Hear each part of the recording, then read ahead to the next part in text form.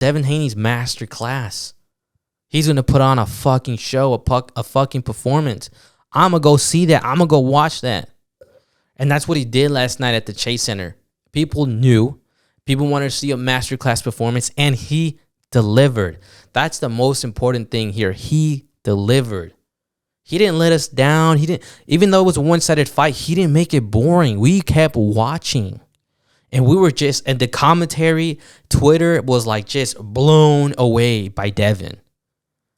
So now you have a new star, a new guy who will sell you pay-per-view, who will sell you tickets. That's what we got last night. We're not going to see Devin Haney not do pay-per-view now. It's only pay-per-view from here for Devin. It's only money, money, money for Devin. And everyone who's involved with selling tickets and all that shit. He's fucking a cash cow now. And you have to respect that too, because we know a lot of good boxers, a lot of good fighters that are good, but unfortunately just don't have that pool to sell. Hey guys, welcome to the False Line Podcast here with episode 185. This is your host, Alvaro. Guys, we just had Devin Haney beat Regis Prograis for 12 rounds. That's what this episode is going to be about. To be honest with you guys, it's going to be a little short one because we have a really big event this weekend. We got UFC fight, not UFC fight. Now we have UFC 295, if I'm not mistaken, or 296 this following weekend. So there's a lot of content for that coming this week. So I'm going to make this one a bit short. And I mean, to be honest with you, making the transitions with boxing and UFC, I've seen and noticed that I got to be a little bit more careful and knowing when to kind of cut off boxing and like just do all UFC content. So, for the next 2-3 days, probably just 2 though, it'll be just, about Devin and all these things about boxing, and then we'll just transition to UFC. And with that being said, everyone that's, listened to me or watch me or whatever, any interaction you've had with maybe my channel or the other channel for boxing, just want to say thank you, for tuning in, listening to me, whether you love me or you hate me or you're a fan, whatever. I do appreciate that. I love watching boxing. I love watching UFC. I love watching people fight, and it's very fun, very exciting to me. So, if you tune in and check me out, whatever, I appreciate that. So I want to do my best, and I'm learning more each time I watch a fight or someone fight, whether it's a replay or live, whatever.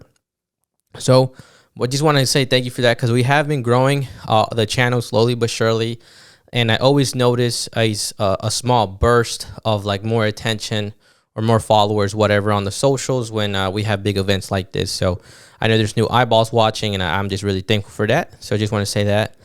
And before we get started, last thing, I am wearing my Cowboys jersey because the Cowboys do play the Eagles tonight, and I'm very hyped about that game. Very, very big, exciting game. I got to ride with my boys. So when this pod gets posted, we'll see if I got cooked or not, and if the Cowboys are going to be memes this weekend or we're going to be hushing a lot of people.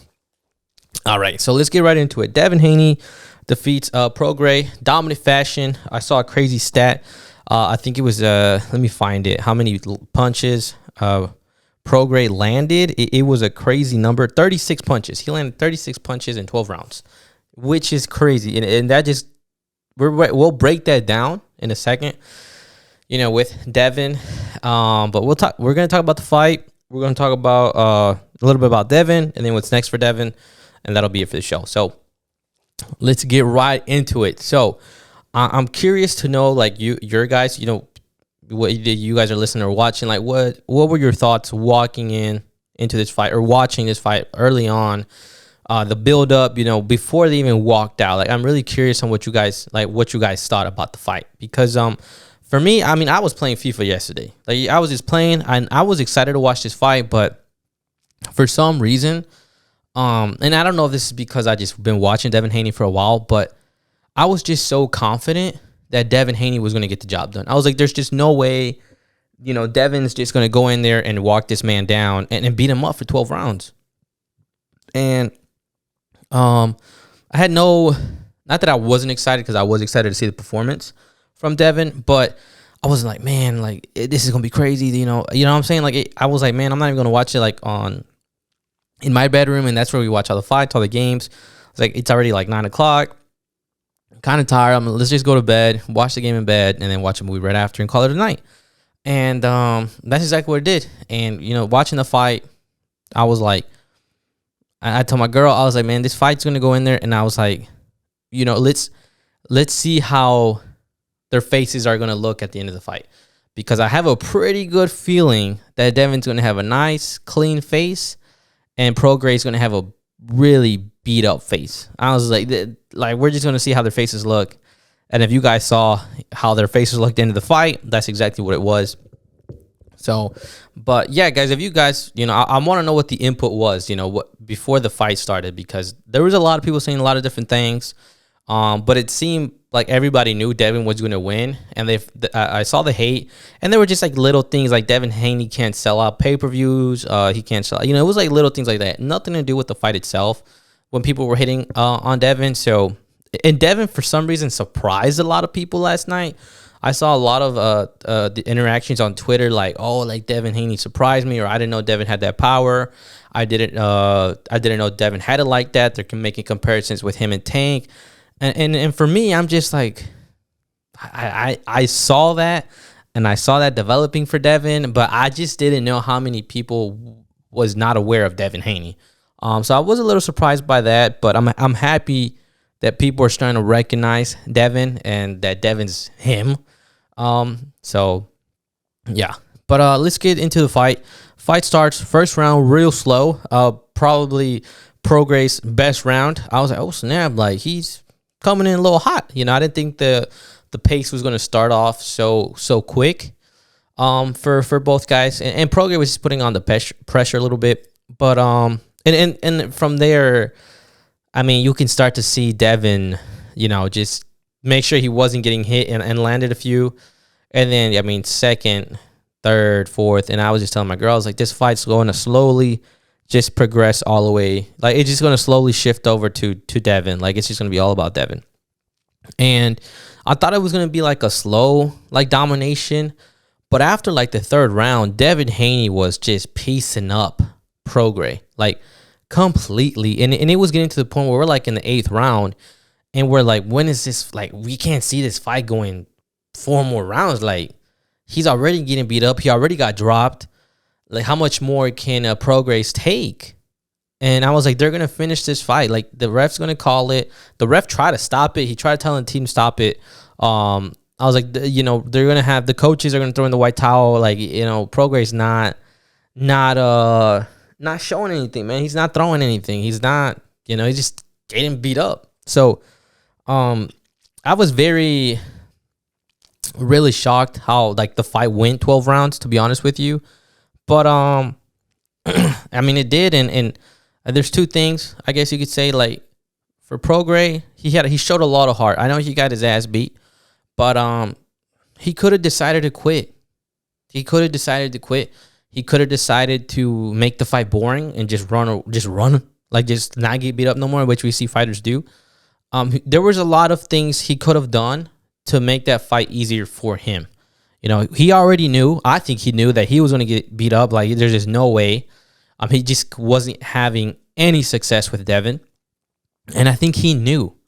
Like, that he's done, right? But, I just have to give him credit for not giving up, because he could have gave up, and everybody would have been fine with it. Everybody would have been cool with it. He was going to already get his ass beat. We didn't expect him to go back each round that he did go back in there. Like, he was done. No reason to keep fighting. There was just no reason. But that just goes to show you the heart that he has and the will in him to keep fighting. He was like, I'm going to keep fighting. I got my ass beat, but I'm going to just keep fighting. That's who I am. I'm going to keep fucking fighting. And you just got to respect that, bro. And it's just like what happened with Errol Spence. Errol Spence was getting his ass beat, but he stayed in the pocket and gave himself a chance. And that's what Prograis did too. He was just giving himself a chance, like, maybe I can pull this off. Just maybe. And you got to respect that. And this is what, when we shit on fighters, this is why I shit on certain fighters, because I know you can get your ass beat like Errol Spence and Prograis, but at least you're giving yourself a chance. You're giving yourself, like, you have a will to keep fighting. You want to keep fighting. You, for some reason, like, you're being delusional. I mean, you're being delusional. You want to keep fighting. Why are you fighting? You're not going to win this fight. but he was just showing will and heart. He's going to keep fighting. I want to keep fighting. And I was like, bro, that's fucking awesome. And I'm trying to think of a fighter, besides Shakur, because I don't like talking too much shit about Shakur now. Like, I'm being annoying about it. But Shakur was hurt, or he says he was hurt, and he was just running away. Devin Haney was winning the fight. He wasn't moving. He wasn't running away. He wasn't just like, he was beating Prograis' ass. He was just beating his ass. And for Prograis, he stayed in there and wanted to give himself a chance. And that's why I know it was a one-sided fight, and it could have been a really boring fight. Devin could have made it a real boring fight, but he made it somewhat exciting. And it was very one-sided, but I watched the whole fight, and I was entertained. There was moments like, it was just pure domination. I was like, and there was most moments where I was like, just stop the fight. Just stop the fight. But it wasn't like, oh my God, like this shit's boring. Somebody throw something. Somebody do something. It wasn't nothing like that. And I appreciate that as a fan what you gonna call it? As a fan, analyzer, whatever, YouTuber. Just appreciate that. That's all you could do, right? So kudos to both men for that, because they delivered. I know it was a one-sided fight, but they delivered, and they gave us a decent fight. It was a pay-per-view event. And it just, to me, it delivered. I'm being honest with you. It delivered, and it met the expectations that I had. I didn't expect a knockout. Devin, like we saw, a very, very disciplined fighter. I don't know if it's discipline and patience, or, his IQ. I'm pretty sure it's all of those things, to be honest with you. But there was like 3, 4, for sure 2, but 3 maybe, 4 maybe, clear opportunities where Devin could have went all in on Prograis and could have looked for the finish. There was 2 clear ones for sure. And Devin decided not to. Whether we don't know why he did or why he didn't, but he decided not to go for the kill and stay disciplined. It's like, nope, I'm going to keep beating your ass till either it's clear as day that I get to knock you out, or you quit, or we get to the end of the fight. And Prograis, and we've seen this, right, where you get a last-minute knockout or the random-ass knockout like Leon Edwards type shit. That stuff does happen. And it happens when, it just happens. Like, if you just let your guard down for a little bit in a high-level fighting match, you can get caught. And Devin Haney just didn't want to risk that. And I think also he's a patient fighter, disciplined fighter, sticks to the game plan. And if he didn't see that clear opening, he just said no. No, there's that opening, that gap. It's not there. As a fan, we're probably like, bro, go for the kill. But, hey, if he didn't see that it was there, all you can do is respect that discipline. And, just got to give him kudos for that, too, because he could have got the finish. I think he could have got it, but he decided to stay disciplined. He respects Prograis. He respects that left hand. And he said, nah, stay patient, disciplined, and just keep working this guy. And there was times, I swear, that Devin let Prograis just have some success just for Devin can keep beating him up. I was like, bro, Devin wants him to feel a little bit confidence just to keep catching him. And I swear Devin was doing that like the last 4 or 5 rounds, like just setting up little traps to piece him up and just have the fight going. It seems like Devin wanted this fight to go to 12 rounds, and he was looking for the finish, didn't find it, so it is what it is. But I was just amazed by Devin. And I know I keep glazing Devin, but bro, this guy's so good. I personally haven't seen a clean fighter like Devin. Like, even like when I talk about Canelo, Pacquiao, and you can say Bivol, he's a very clean fighter. Like, bro, like he's just so, Lomachenko's a good fighter. Clean fighter. And when I say clean, like just so crisp, so nice with everything. The movement, the feints, the jabs, the hooks, like just so clean.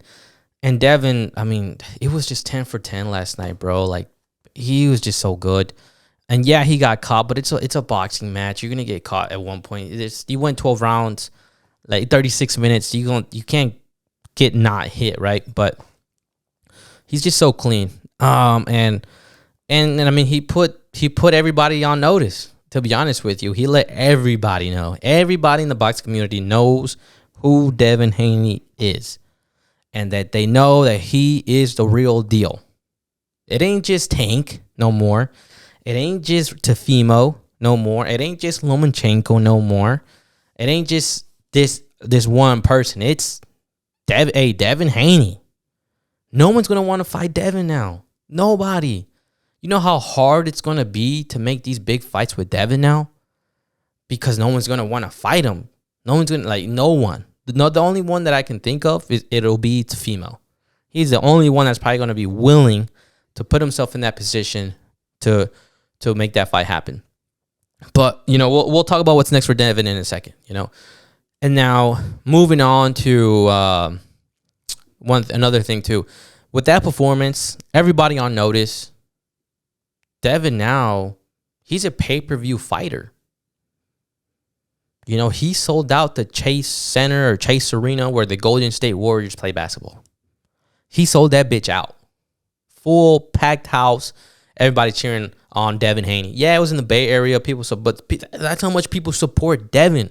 And they're going to spend their money to go watch him perform.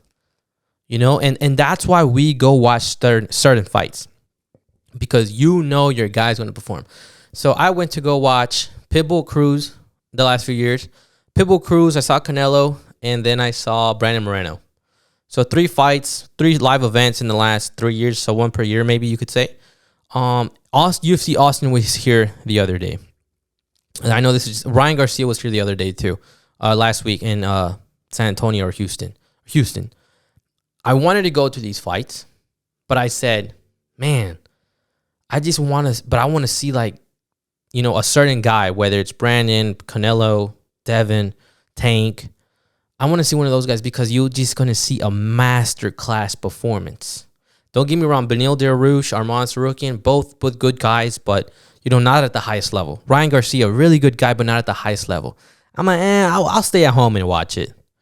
But if Devin Haney was fighting here, and I'm like, bro, Devin Haney's masterclass. He's going to put on a fucking show, a fucking performance. I'm going to go see that. I'm going to go watch that. And that's what he did last night at the Chase Center. People knew. People wanted to see a masterclass performance, and he delivered. That's the most important thing here. He delivered. He didn't let us down. Even though it was a one-sided fight, he didn't make it boring. We kept watching. And we were and the commentary, Twitter was just blown away by Devin. So now you have a new star, a new guy who will sell you pay-per-view, who will sell you tickets. That's what we got last night. We're not going to see Devin Haney not do pay-per-view now. It's only pay-per-view from here for Devin. It's only money, money, money for Devin. And everyone who's involved with selling tickets and all that shit. He's fucking a cash cow now.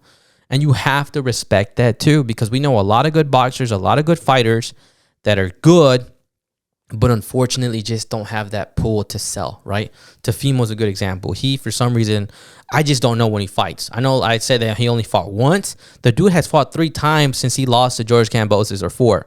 I had no fucking clue. No clue. And maybe it's just, I don't know, but it's just not.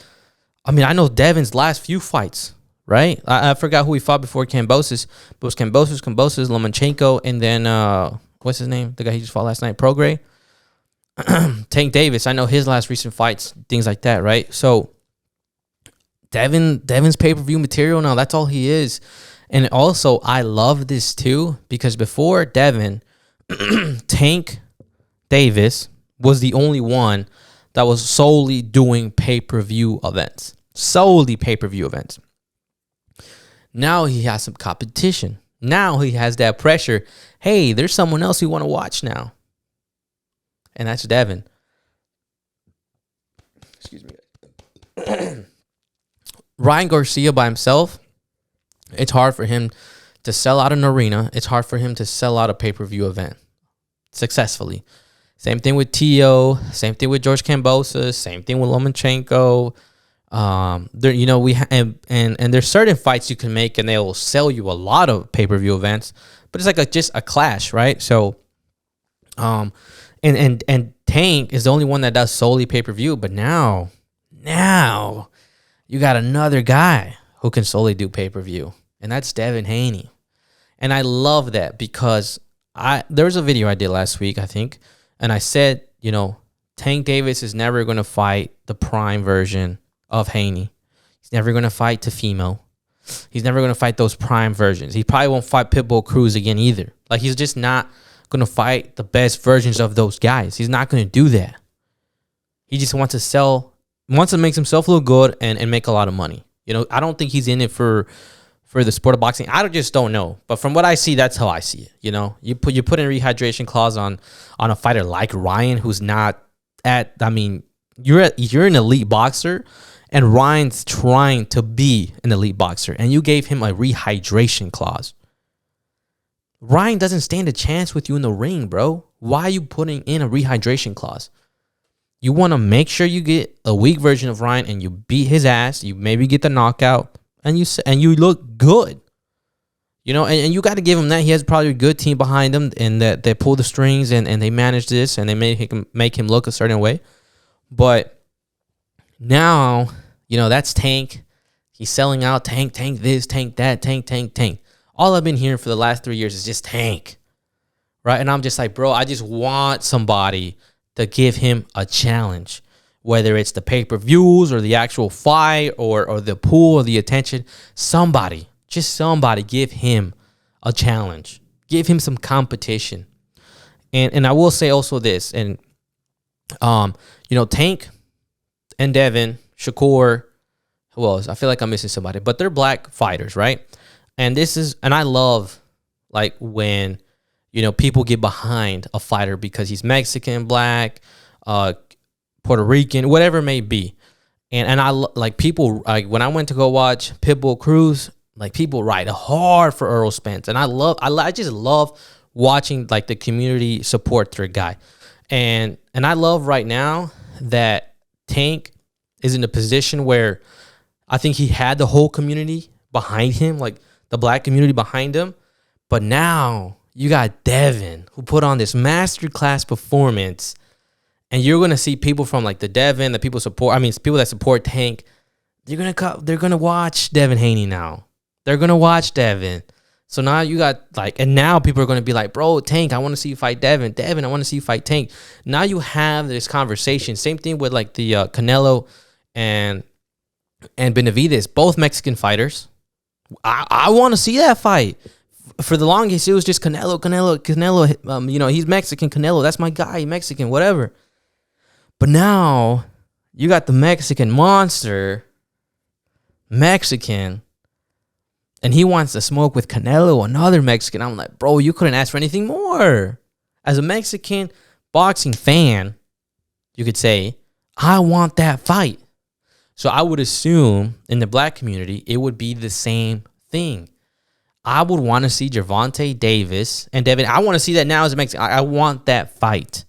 But like I said, that just puts, like, Canelo feels the pressure from his own Mexican people. You know, and as a fighter, you don't want to let your people down. You don't want to let your Mexican community down. You know, that's how I see it. And I was pretty bummed out by Canelo's comment that I'm the king and I can make my own decisions. Yeah, you're the fucking king, but hey, your Mexican community is asking for this fight, and you got to deliver on that, bro, because we support and we watch you all the time. So, same thing with Gervonta Davis. I think that's what's going to end up happening. He's going to get that pressure from his community, and they're going to want that fight for Tank. And I just like that that's happening, right? So, again, Devin Haney's pay-per-view material, no question. He's only going to do pay-per-view events, and he sold out an arena, and he delivered. So, it was amazing. And to talk about, I guess you could say, what's next for what's his name? For Devin Haney. I mean, to me, there's only two options. There's only Gervonta Davis and Teofimo Lopez. I know there's Rolly Romero with the other title at 140, but that's supposed to be Ryan Garcia and Rolly for the title. And then you have, I didn't get the last name of this guy, but his name's Matias, and he has another title. All the 140 title holders, all pretty, really good fighters. And I think Devin Haney needs to try and go undisputed in the division. Why not? Become undisputed in two divisions. I think he could do it. But I want to see him fight Teofimo or Tank Davis next year. One of those guys. They have to.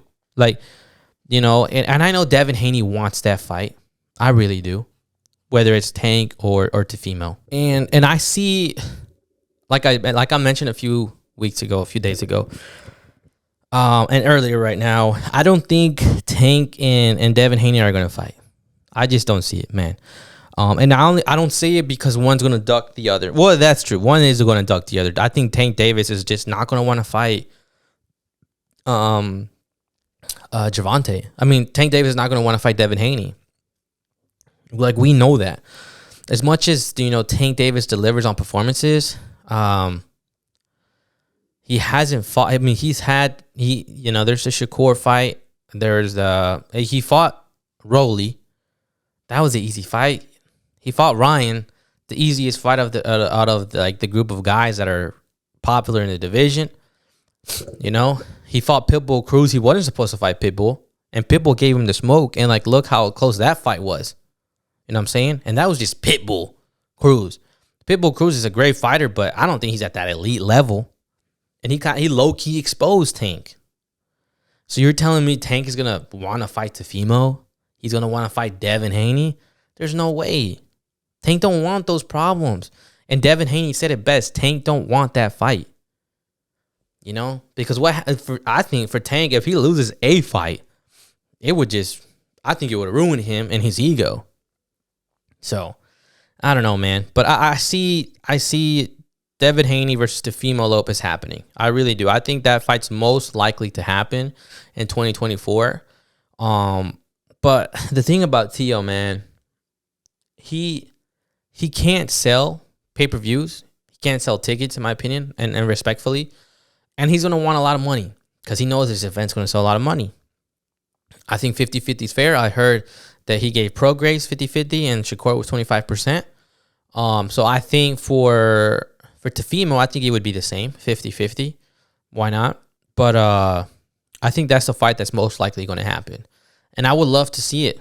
I mean, stylistically, it would be a fucking banger. You know, both of them beat Lomachenko. One of them lost to Kambosos and the other one didn't. You know, I mean, it would just match up perfectly, man. You know, and as much as we would want to see Tank, I don't think we're going to get it. So I think Devin Haney should focus on Teofimo, and then he could try getting the other belts, whether it's Rolly or Matias.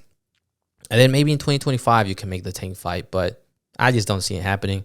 And for Tank, I just see him fighting like Pitbull or somebody else. But, I mean, Tank's running out of names to fight, and he's going to have to take these big fights, you know? So, we'll see, man. We'll see. But I think Devin, from here on out, is going to be a star. Performances, and I think he's earned everybody's respect that he's an elite fighter. And what else, man? I mean, I'm just looking forward to see what's next for him. So I'm curious to know what you guys think. Like, what's going to happen? Are they going to make the Teofimo fight? I mean, if they make the Tank fight, like, holy crap, man, like, for real. But I'm curious. I want to know what you guys think. What's going to be next for Devin Haney? And what did you guys think about his performance? Like, what do you think this performance means to him and to his legacy? That's what I want to know. So let me know in the comments below, guys. I hope you guys enjoyed this episode.